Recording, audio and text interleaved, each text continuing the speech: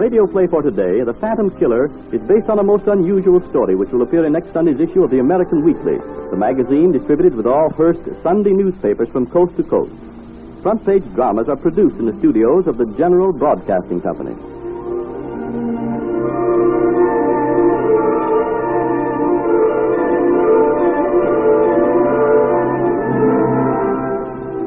For 2 weeks, Justice Harrigan has presided over Part 7 of the criminal court, where learned and clever counsel have battled over the life and liberty of one Tony Cerrone, under indictment for murder with malice aforethought and other legal descriptive passages.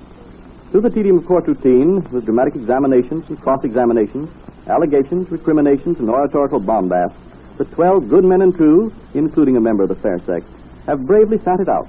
They have, to be sure, at various times, shifted positions, dozed, made major and minor repairs to their fingernails, stifled yawns, counted the spectators, planned vacations, made up their Christmas shopping lists, and otherwise pleasantly passed the time. The last 4 or 5 hours have really been the hardest to bear, because lawyers for both sides have thoroughly reviewed the prisoner's life, the crime for which he is on trial, the daily record of the past 2 weeks' activities, and all of which has been methodically and judiciously recounted and commented on by Justice Harrigan as he charged the jury with their duties and responsibilities to the defendant and state. And now come with us into the room where the jury are beginning their deliberations. The foreman is speaking. And just as His Honor has said, it's up to us to decide if Tony Cerrone is guilty or not guilty. And if he is, just what punishment should be meted out. Now, we've got to review the whole case for ourselves, so I'll run over the main points. If I leave out anything, stop me. Well, on the night of the 30th, it seems that Earl Newman left the Mill Hotel and started to report for his midnight shift at the plant. He stopped at a lunchroom in the yard and... Hello. What will it be? A cup of coffee as usual? Yes, sir. Draw one, Gus. Couldn't start to work without something to brace me up. Quiet tonight? Yeah.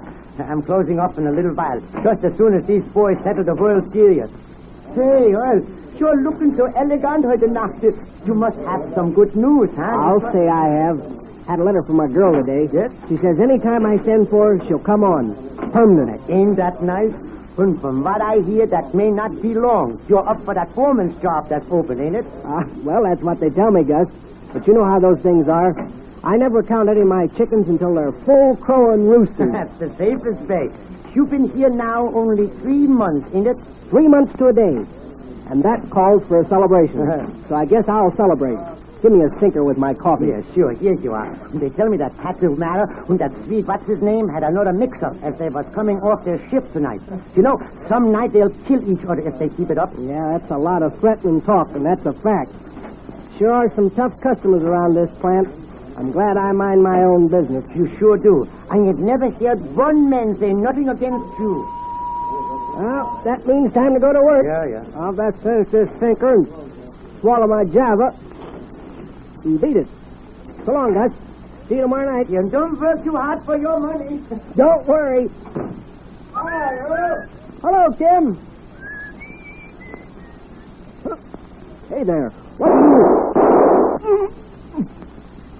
And one of the bullets from this Phantom Killer's gun went through Earl Newman's heart and brought instant death. Excuse me, Mr. Foreman, but I think it only fair to point out that none of the witnesses could swear that the killer, dressed in black, was Mr. Cerrone. Quite true, madam. But they all noted that the killer had a peculiar loping run and fluttering arms as he ran to the fence, swung himself over, and disappeared. Well, when that handsome lawyer had Mr. Cerrone run up and down in front of us during the trial, I didn't see that he had any peculiar loping fluttering arms. I agree with you, madam. He didn't. But if you recall, 3 witnesses testified that they saw him run in the jail corridor, and at that time he did have. Oh, yes, you're right. I remember now. And I couldn't help but think at the time of my first husband and how he... I'm sorry. Of course, you couldn't be interested in that. Go on. Since the lady mentions the defendant at this time, let's consider the testimony of his character witness, his landlady. Now, according to her... Good evening, Mrs. Murphy. It's a fine night. Sure is a fine night, Mrs. Cerrone. Coming in early, ain't you? Oh, I'm tired tonight. I went out for a walk. Nice long walk. Now I think I go to bed. Tomorrow I must be up with the sun and at the work. Well, of course, it ain't none of my business. But I should think a nice, quiet, effective man like yourself would be having himself a nice Italian sweetheart. You're most kind, Mrs. Murphy. But the girls, they do not be interested, Tony Cerrone. They got a nice poker game upstairs in my women's room. Why don't you go on up and join them for this? Thank you, but I do not gamble and I do not drink. You don't drink? I thought every Italian liked his vino. Well, I must say, Mr. Saroni, for a red-blooded man, you certainly haven't any bad habits. What do you do with your spare time? Me? Oh, I walk. Just to take a walk. I like to walk. And a think. Sounds kind of lonesome to me. Let's be honest. If I didn't have a man around some of the time, I don't know what I'd do. I'm very sure the men would like to be around you, Mrs. Murphy. Go on with you, Mr. Saroni. Oh, I forgot to give you my rent this morning. Here you are. Thank you. Of course, I wasn't worrying about getting it, you understand, Mr. Toroni. But I will say that I was noticing that you didn't give it to me. This is the first time since you come here. You didn't pay me right off the morning for zoo. Yes, I'm very sorry. Oh, that's all right. Don't you be thinking anything about it. Say, by the way, did you hear about the poor lad getting killed last night? Yeah. Wasn't that terrible? Killed, dead in his tracks. Yeah. And nobody knows who done it. You was out late last night, Mr. Toroni. You didn't see the killer, did you? Me? Oh, no. I was walking on the other side of the town. Well, I do hope they catch the killer, don't you? Well, I don't think they will. Why not? Nobody saw his face. Nobody can say what he looks like. That's right. Some say he wore a mask and some say he didn't. Don't it they all how mixed up people get in excitement. Yes, you're quite right, Mrs. Murphy. Well, excuse me. I think I'll go to bed. Oh, sure. Here I'd be jabbering away and you're so tired. Good night, Mr. Trelawney. Good night. I don't like the girls, eh? Well. And so the landlady said he was the most blameless man she ever knew. Things seemed to be quiet around the mill for the next couple of months. And then the same fate was met by another worker in almost the same spot. Yes, that's right, Mr. Foreman. And the killer was seen running away with that same funny, fluttering loaf as one before. I suppose one could almost call it an antelope. oh, yes. Oh, well, go on, Mr. Foreman. If you don't mind, madam, I will. Oh, no, indeed, I don't mind at all. In fact, I wish you would. Thank you. As I was about to say, from this second murder, the police learned that the same person had done both killings. Because I know, because the bullets taken from the body of the second victim were just like the bullets from the body of Mr. Exactly. I remembered that scientific fact all right. And to say women shouldn't be on jury. Well, then it seems the men in the mill got worried about what might happen to any of them. So they started putting their heads together to try to figure out which of their fellow workers might be the killer. They traced down everyone seen looking in through the windows of the lunchroom each night at the change of shift, because each victim had been killed as he left the lunchroom to go to work. Well, finally they started on Taroni. The detective went up to his boarding house. Well, I'm from police headquarters, lady. the police, whatever do you want with me? We're not interested in you. Does Tony Taroni live here? He does, but he's not home. Well, that's all right. I'll come in anyway. Now, where's his room? Well, what do you? That's okay. Here's my search warrant. First floor back. Whatever do you want of Mr. Toroni? A more honest, law-abiding man never lived. We'll see about that. Is this his room? Yes, the door ain't locked. Go right in. All right. Oh, this is his room, huh? Pretty bad looking, isn't it? All your rooms look like this one, lady? They furnish each one according to the wishes of the gentleman. Not That's saying the it. clothes closet over there, isn't it? Yes. Well, I'm going to do a little looking around, lady. You better stay here with me. Guess I'll start in on these dresser drawers here. Would you mind telling me what you're looking for? Well, I'm just looking, that's all, lady. I don't know what I may find before I'm through, though. That don't make no sense to me at all. How do you know when you've found what you're looking for when you don't know what you're looking for to start with? I'll know. Well, nothing but clothes in this drawer. And nothing in here either. I tell you, Mr. Toroni is the most quietest boarder in the house. Minds his own business and goes to church regular. Is that so? Well, one of the worst murderers I ever arrested was a pillar of his church, too. I suppose you're looking for a gun. Maybe I am. You never can tell, lady. Don't tell me you're going to find it among all those letters and newspapers. Hey, can you beat that? How should I know? I ain't reading what you ask. This is about the murder of Earl Newman. And one on the Travis killing. Now, what do you suppose he's saving these up for? Because he knew them two poor fellows, and so he's saving the story of how they died. Oh, yeah? Trusting soul, ain't you, lady? Why, every murderer keeps his publicity. You're worse than those movie stars. I'll just take these along with me. They may come in handy. And now I'll take a look in that clothes closet. Hey, this door is locked. You better open it for me, lady. I haven't any key. Mr. Toroni put that lock on himself. Is that so? Well, Mr. Taroni is going to have to put on a new one right now. Well, you thought you was kidding me with that crack about finding the gun, didn't you, lady? Haven't you ain't found one? No, but look here. What's that? A leather holster. And here's a dark pair of pants with the right-hand pocket cut out and a canvas holster sewed in to replace it. Well, what do you know about that? Here comes Mr. Toroni now. Well, I'm ready for him. Oh, a place. Put the gun away. Not on your life, lady. I ain't taking no chances. All right, Taroni. Put up your hands. Hey, what's this? A hold up? No, I'm from police headquarters. Stand still and I'll look you over. Come here. He made me let him in, Mr. Toroni. That's all right, I'll Mr. say Murphy. it's all right. Look here. A gun. Yeah.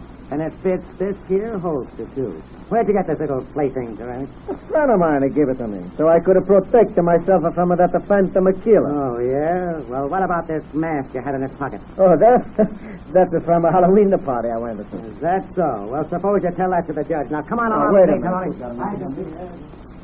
And so the evidence points toward this man being guilty of murdering two of his fellow workers, Earl Newman and William Travers. Oh, I do hope you'll forgive me for mentioning it, my dear Mr. Foreman, but nobody has identified Mr. Toroni as the killer.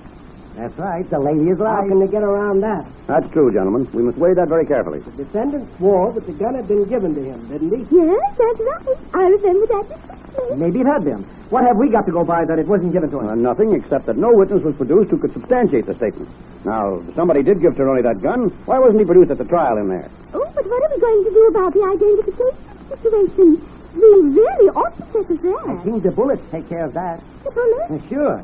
The bullets found in the bodies was the same caliber as the ones in the gun found in Toroni's pocket. You're right, Mr. Cohen.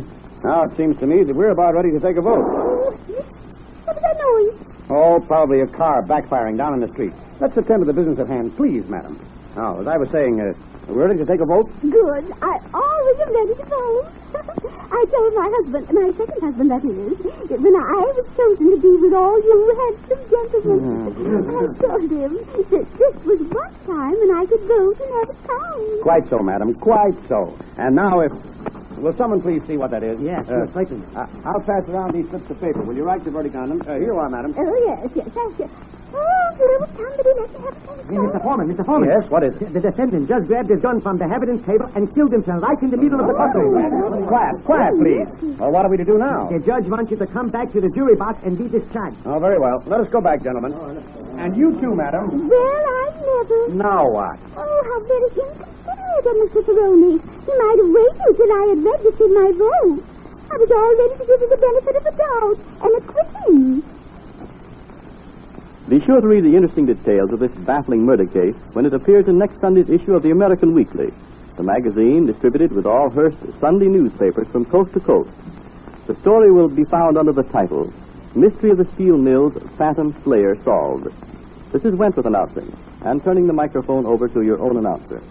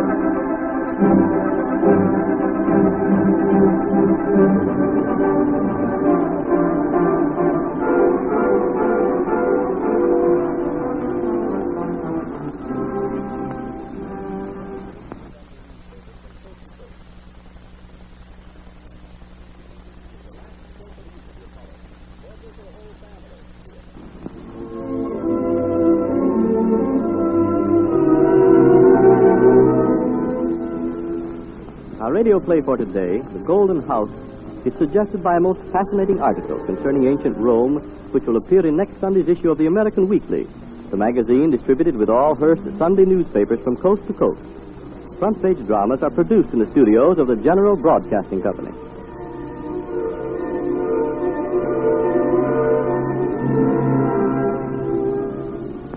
Our story opens in the west wing of the Golden House of Nero.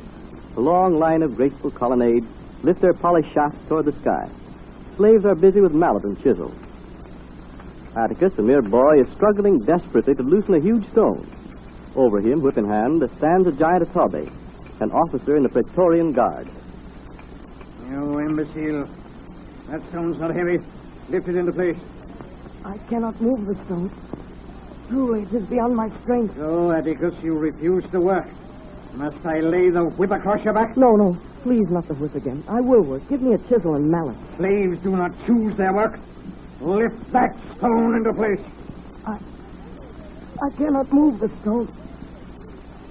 I cannot. Oh, Father above, help me. You hear that, Romans? This slave calls upon the Christian God. He is punishable by death, Atticus. I only know I cannot lift the stone. You will put the stone in place or be flogged until you cannot crawl. When I count 3, the whip falls.